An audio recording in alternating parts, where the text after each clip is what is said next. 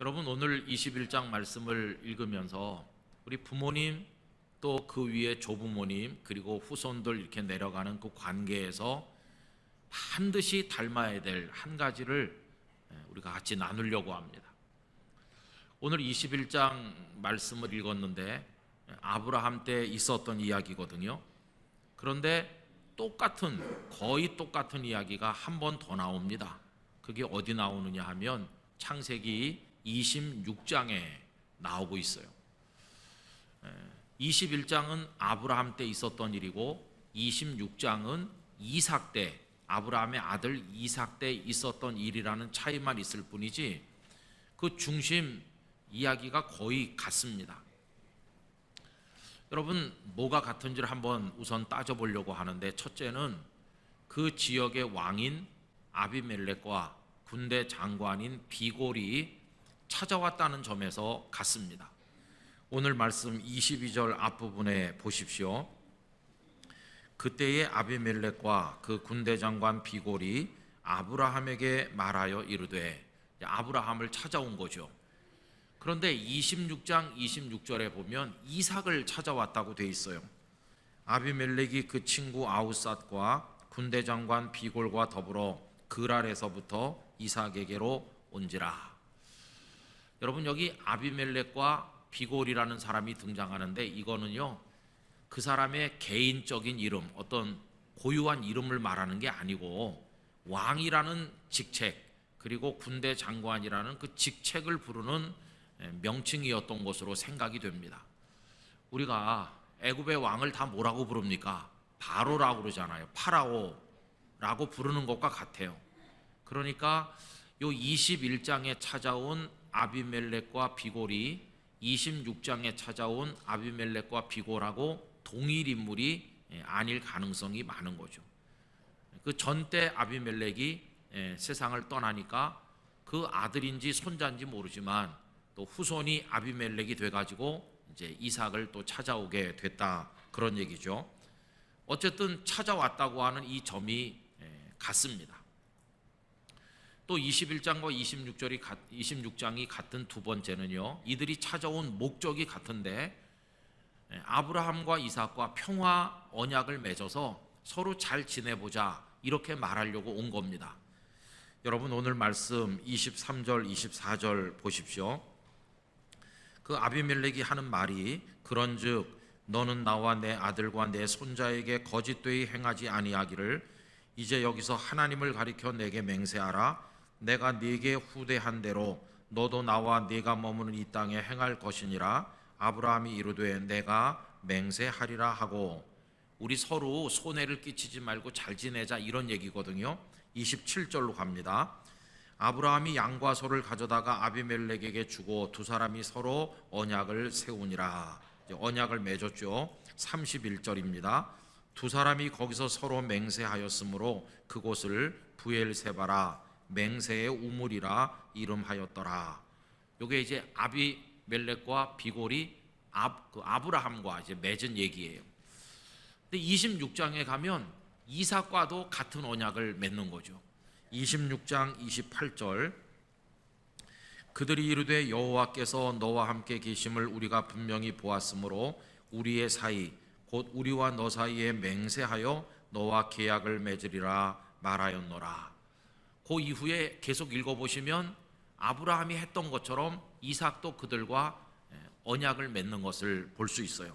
이 점이 이제 공통점이죠. 그 다음에 세 번째로 21장과 26장의 이야기의 같은 점은요, 정말 아름다운 건데, 찾아온 그들이 아브라함과 이삭을 하나님의 사람으로 인정했다는 것입니다. 여러분, 22절 오늘 본문 후반부를 보시면 이렇게 되어 있죠. 네가 무슨 일을 하든지 하나님이 너와 함께 계시도다. 이게 하나님을 모르는 사람들이 와가지고 아브라함에게 한 얘기예요. 당신은 하나님과 함께 하는 사람이라고, 하나님이 함께 하신다. 여러분, 이 말씀이 영락교회 성도님들에게도 이루어지길 바랍니다. 우리가 다 세상에 나가서 사회생활하고 안 믿는 사람들 많이 만나는데, 그들이 성도님들에게 아무리 봐도 선생님은 하나님이 함께 하시는 분이군요. 이렇게 우리를 인정해 준다면 이거 얼마나 영광스러운 거겠어요. 자, 그런데 이삭에게도 같은 말을 하거든요. 26장 28절 29절입니다. 그들이 이르되 여호와께서 너와 함께 계심을 우리가 분명히 보았으므로 우리의 사이 곧 우리와 너 사이에 맹세하여 너와 계약을 맺으리라 말하였노라. 너는 우리를 해하지 말라. 이는 우리가 너를 범하지 아니하고 선한 일만 네게 행하여 네가 평안히 가게 하였음이니라. 이제 너는 여호와께 복을 받은 자니라. 하나님이 함께 하시고 그 하나님이 너에게 복을 주신다고 그들이 이삭에게 말을 한 것이죠. 자, 이렇게 보면 21장의 이야기가 26장에 반복되고 있는데 21장은 아브라함 때, 26장은 이삭 때 이루어진 것을 보게 돼요. 자, 그러면 여러분 이 두 이야기 사이에 흐른 시간은 도대체 얼마나 될까 한번 생각을 해보십시오.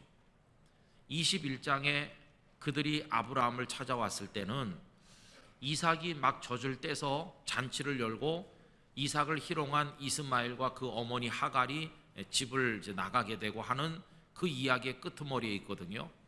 그래서 많은 사람들이 이삭이 젖을 떼고 얼마 안 됐을 때일 것이다 이렇게 생각하죠. 이삭이 젖을 뗐을 때 나이를 정확히 모르지만 대략 한 너댓 살이라고 보면 그저 우리가 편의상 한 5살 됐을 때다 이렇게 가정을 해보면, 그러면 26장은 시간이 얼마나 흐른 것일까요? 26장 1절에 이런 말씀이 나옵니다. 아브라함 때의 첫 흉년이 들었더니 그 땅에 또 흉년이 들매.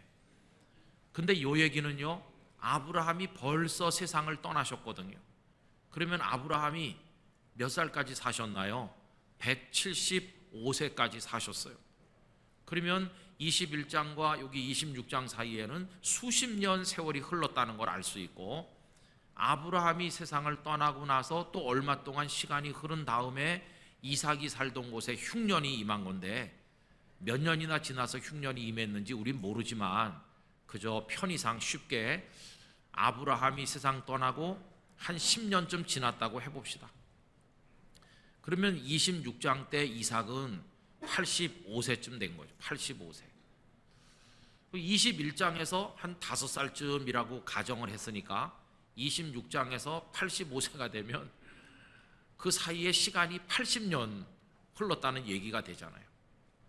또 뭐 21장이 이삭이 상당히 성장한 다음이라 한 30살 된 다음이라고 가정을 해도 벌써 몇십 년 지난 거 아닙니까? 그러니까 여러분, 수십 년 후에 아버지에게 일어났던 그 일이 아들에게도 그대로 일어났구나, 수십 년 후에 똑같은 일이 일어났구나, 이걸 우리가 알 수 있지 않습니까?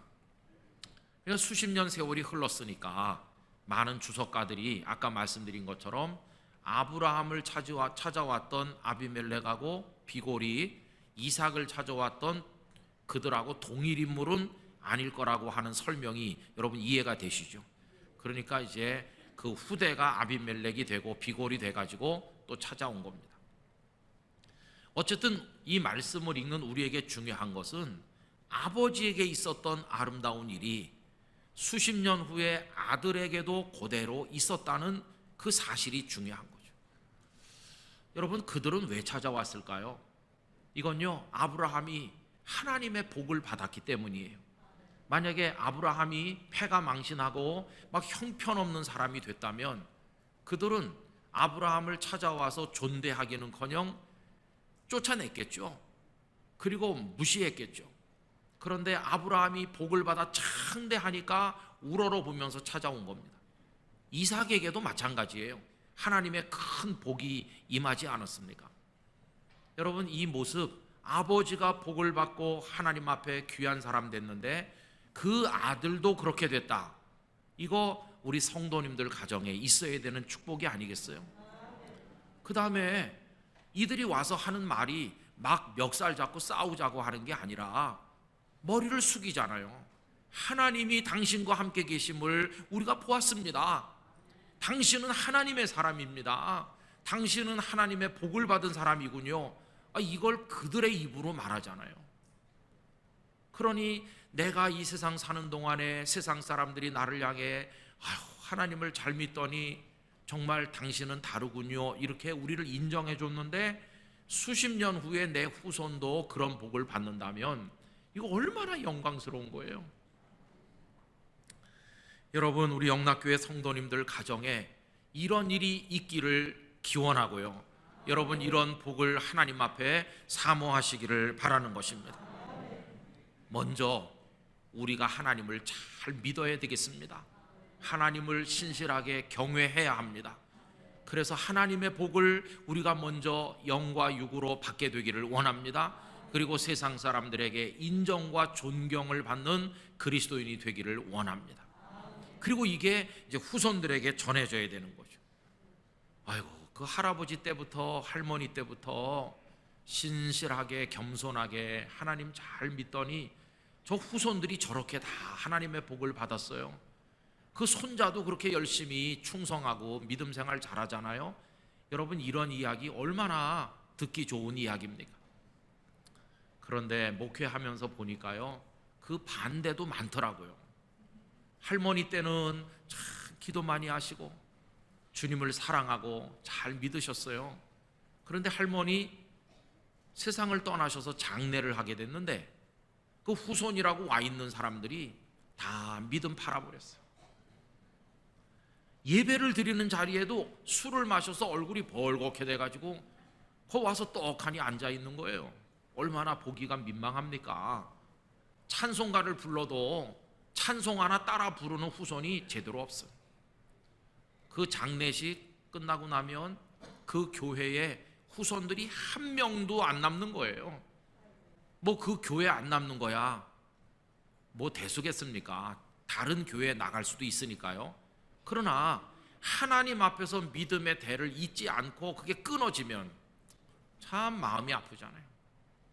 여러분, 이런 일은 절대로 있어서는 안 되는 것이죠. 오늘도 우리는 하나님의 복을 받았습니다. 이렇게 와서 예배하고 있질 않습니까? 하나님을 경외하고 있질 않습니까? 그리고 예수님을 믿어 예수님의 십자가 보혈로 죄 씻음을 받고 하나님의 자녀가 되었고 영원한 생명을 바라보는 부활의 믿음을 가진 하나님의 사람이 되질 않았습니까? 우리들은 정말 하나님의 은혜와 복을 받은 성도가 되었잖아요. 그러면 여러분, 한 50년 후에 우리 성도님들의 아들, 며느리, 딸, 사위, 그 이후에 손자, 손녀 때는 어떻게 되어 있을 거라고 생각하세요? 지금 그들이 잘 하고 있나요? 나보다 더 하나님 사랑하고 정말 신실하게 하나님을 경외한다고 말씀하실 수 있나요? 그저 나는 이렇게 나오지만 우리 애들 시들시들하고 걱정이야, 성수주일 예배조차 제대로 안 해, 그러고 계시지는 않은가요? 한 80년쯤 지난 다음에 영락교회 누구 후손이 지금 성도님들 앉은 자리를 이어받아야 되는데 아무도 이어받는 사람 없다고 그러면 그럼 어떻게 되는 거예요? 이게 너무너무 안타까운 것이죠. 여러분, 이거 소원해야 됩니다. 소원해야 돼요. 간절히 기도해야 됩니다. 그리고 또 기도하고 하나님 앞에 또 기도하고 우리가 하나님 잘 경외하고 하나님 우리 가문에 복을 주세요, 이 믿음의 복을 주시옵소서, 이렇게 해야 되는 거예요. 막 안타깝게 해야 되는 것이죠. 그래야 우리의 다음 세대라고 하는 우리 자녀들, 우리 후손들이 이어나갈 거 아닙니까? 이런 말씀을 드리면 어떤 분은 이렇게 말해요. 목사님, 오늘 재미가 없어요. 왜? 저는요 혼자 살거든요. 저는 결혼도 안 했고 자식도 없는데 에이, 오늘 같은 설교는 그냥 자식 있는 사람만 모아놓고 하세요, 이렇게. 이해가 돼요. 나는 뭐 자녀도 없는데. 그러나 여러분, 이거를 꼭 우리 가정 안에다 국한하지 말고 우리 나라, 우리 교회를 생각하면서 비록 내가 몸으로 나온 친자녀는 없어도 우리 다음 세대, 이 나라의 축복을 이어나가야 될 세대를 생각한다면 여러분, 이 말씀을 생각하며 같이 기도할 수 있을 거라고 생각합니다. 아브라함은 어떻게 이삭에게 그게 이어지도록 했을까? 물론 첫째는 하나님이 복을 주셨기 때문인데 아브라함 편에서는 어떻게 했나? 그 힌트가 오늘 말씀 33절 34절에 나옵니다. 이 두 절을 다 같이 읽어보도록 합시다. 아브라함은 브엘세바에 에셀나무를 심고 거기서 영원하신 하나님 여호와의 이름을 불렀으며 그가 블레셋 사람의 땅에서 여러 날을 지냈더라. 아멘. 그가 블레셋 사람의 땅에서 여러 날을 지냈다. 여러분, 블레셋 사람의 땅이라는 건 참 피곤한 인생을 상징하는 겁니다. 내 땅에서 편안히 산다 이게 아니고요, 남의 땅, 블레셋 사람의 땅에 지금 얹혀 살아요, 나그네처럼. 근데 우리 모두가 다 나그네 인생이죠. 다 나그네처럼 고단하고 힘든데 10년 20년 전에도 직장에 다니고 돈을 벌어 애들 가르치고 늘 피곤하고 힘들었고 지금도 비슷하다, 꼭 그런 모습을 보여주는 것 같잖아요. 그런데 그는 거기서 뭘 하고 있습니까? 33절에 보니까 브엘세바에 에셀나무를 심고 거기 그 블레셋 사람들의 땅, 고단하고 피곤한 인생길을 사는 그 가운데서 영원하신 하나님 여호와의 이름을 불렀다. 하나님 앞에 경배와 찬양을 올렸다는 것을 말해주는 것이죠. 고단하고 힘든 인생 살지만 그저 어디에 있든지, 내 삶이 부요하든지 가난하든지 건강하든지 병약하든지 내 인생길이 어떻든지 내가 있는 곳에서 하나님을 경외한다. 이게 아브라함이 우리에게 보여주는 삶의 모습입니다. 언젠가 이 말씀을 읽고 아브라함이 어떻게 하나님의 복을 받았다고 생각하세요? 그랬더니 약간 사오정 같은 성도께서 하는 말이 거기 에셀나무를 심었기 때문이라고 그러더라고요. 그럼 뭐 다른 나무 심으면 안 됩니까? 그 참 에셀나무 우상이 생기는 거예요. 에셀나무를 해야 된다 이렇게. 그게 아니고요, 나무를 심든 안 심든 그게 중요한 게 아니고 하나님의 이름을 부른다는 거예요. 여러분 어디를 가시든 여러분의 인생의 환경이 어떻게 고단하든 거기가 어떤 블레셋 사람의 땅이든지 간에 하나님을 경외하시길 바라는 것입니다. 이게 아브라함의 살아가는 방식이에요. 창세기 12장 1절 이하에 하나님께서 그를 택하여 내가 보여줄 땅으로 가라고 보내신 그 이후에 보면 여러 군데 아브라함이 그렇게 살았다는 걸 보여줍니다. 시간이 없어서 다 읽지 못하고 몇 군데만 확인해 보면, 먼저 창세기 12장 7절 8절 읽어드리겠습니다. 여호와께서 아브라함에게 나타나 이르시되 내가 이 땅을 네 자손에게 주리라 하신지라 자기에게 나타나신 여호와께 그가 그곳에서 제단을 쌓고, 그곳에서 그냥 있는 거기서 하는 거예요. 거기가 힘들어도 고단해도 거기서. 또 8절 거기서 베델 동쪽 산으로 옮겨 장막을 치니 서쪽은 베델이요 동쪽은 아이라 그가 그곳에서 여호와께 제단을 쌓고 여호와 이름을 부르더니, 이동해서 어딜 가든지 하나님께 경배하죠. 13장 3절로 4절입니다. 그가 네게부에서부터 길을 떠나 베델에 이르며 베델과 아이 사이 곧 전에 장막 쳤던 곳에 이르니 그가 처음으로 제단을 쌓은 곳이라 그가 거기서 여호와의 이름을 불렀더라. 계속 이동하며 살다 보니까 전에 지나갔던 곳에 또 왔는데 또 거기서 하나님을 찾았어요. 13장 18절 이에 아브라함이 장막을 옮겨 헤브론에 있는 마므레 상수리 숯불에 이르러 거주하며 거기서 여호와를 위하여 제단을 쌓았더라. 아브라함은 그저 가는 데마다 어디서든지 있는 거기서 하나님을 찾았구나, 하나님을 경외했구나, 이걸 알게 되잖아요. 이게 아브라함의 믿음의 삶인 것이, 어떤 특별한 때 한 번 하나님을 찾고 그 다음엔 하나님께 등을 돌리는 게 아니라 늘 그게 일상이었어요. 나중에 롯이 그 소돔성으로 간 다음에 그는 빈들에 머물면서 하나님을 경외했고요. 또 창세기 22장에 보면 100세에 낳은 아들 이삭을 번제물로 드리라고 했을 때도 그는 모리아 산에 올라가 그 산에서 하나님께 또 제단을 쌓았잖아요. 일평생 하나님 찾고 하나님께 경배하고 하나님을 경외하고, 이게 아버지의 삶이었는데 그렇게 하는 중에 하나님은 그의 가정에 복을 주셔서 아버지의 복이 자녀에게 계승되도록 하신 것을 볼 수 있어요. 여러분들이 쇼트트랙 경기를 좋아합니다. 그 빙판 위에서 막 빠르게 돌잖아요. 그 회전할 때 얼마나 그 날렵한 그런 몸짓으로 그들이 코너웍을 합니까? 그런데 3,000m, 5,000m 계주하는 걸 보시면요, 막 그 주자가 있는 힘을 다해 달리잖아요. 그럼 그 다음 주자가 어떻게 하고 있나 보세요. 다음 주자가 멀뚱히 서 있나? 그렇지 않아요. 서 있다가는 그 이어받을 수 없거든요. 그 달리는 주자는 트랙을 따라 돌고, 그 다음 주자는 그 트랙 안에서 같이 속도를 올리면서 같이 돌다가 정해진 지점에 오면 탁 이렇게 몸을 타치해주면 이제 물려받는 거죠. 그거와 똑같아요. 아브라함은 175세까지 자신의 트랙을 열심히 달리는 거예요. 열심히 달렸고요. 그 아들 이삭은 아버지 옆에서 달리면서 점점 속도를 높이면서 믿음의 속도를 높이면서 아버지와 보조를 맞추다가 아버지께서 세상을 떠나고 나니 그 가문의 믿음을 지켜나가는 소명을 이삭이 물려받아서 잘 감당하는 거예요. 이삭이 끝난 다음에는 야곱에게로 넘어간 것이고, 그 다음 요셉과 그의 형제들에게로 넘어가면서 이게 인생의 계주를, 믿음의 계주를 하는 것이죠. 우리 성도님들께서 우리가 살아있는 이 시대에 우리의 당대 잘 믿음으로 달리시기를 바랍니다. 그럼 우리 자녀들도 따라오면서 속도를 높이면서, 아, 하나님은 이렇게 믿는 거로구나, 그들이 배우면서 우리와 속도가 엇비슷해질 때쯤 되면 하나님 우리를 부르실 것이고, 그 다음엔 우리 후대가 그 뒤를 이어서 달리게 될 줄로 믿습니다. 여러분, 이걸 잘해야 될 이유가 뭘까요? 그건요, 우리가 머지않아 떠날 것이기 때문이죠. 여러분, 아브라함이 100세에 낳은 이삭을 끔찍하게 사랑하죠. 그러나 아브라함이 영원한 아버지가 될 수는 없는 거 아닙니까? 우리도 마찬가지예요.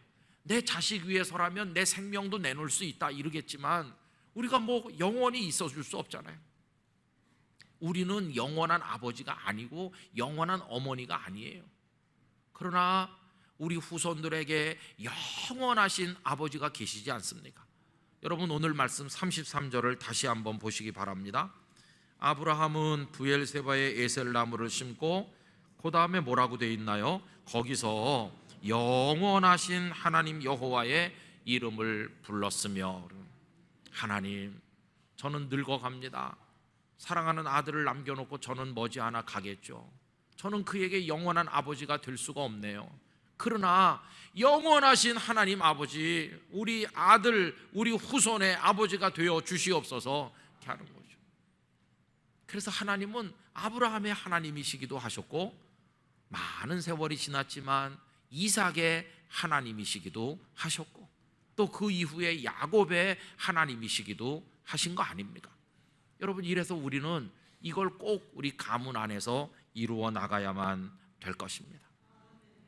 간절히 바라기는 오늘 여러분이 앉으신 그 예배 자리, 여러분의 후손이 물려받기를 원합니다. 오늘 영락교회에서 감당하는 헌신과 수고와 섬김, 그 사명도 물려받게 되기를 원합니다. 하나님께서 주시는 영육간의 복도 그대로 계승하기를 원합니다. 여러분의 후손이 외국에 나가 살고 지방에 가서 살고 퍼져나갈 때 거기서도 경배하면서 이 복을 온 세상에 전도하는 선교의 사람들이 되기를 원하는 것입니다. 그것이 하나님께서 우리에게 원하시는 것입니다. 이걸 위해 기도하면서 21장을 통해 나눈 많은 말씀들을 다시 되새김질 하시면서 여러분들의 가정을 믿음의 반석 위에 세우시기를 간곡하게 부탁을 드립니다. 기도하겠습니다. 아버지 하나님, 아브라함에게 있었던 아름다운 일이 수십 년 후에 이삭에게 그대로 반복된 것을 봅니다. 이 계승된 축복의 아름다운 이야기가 저희들 가정에서도 우리 후대에서도 이루어지게 하여 주시옵소서. 예수님 이름으로 기도 올리옵나이다. 아멘.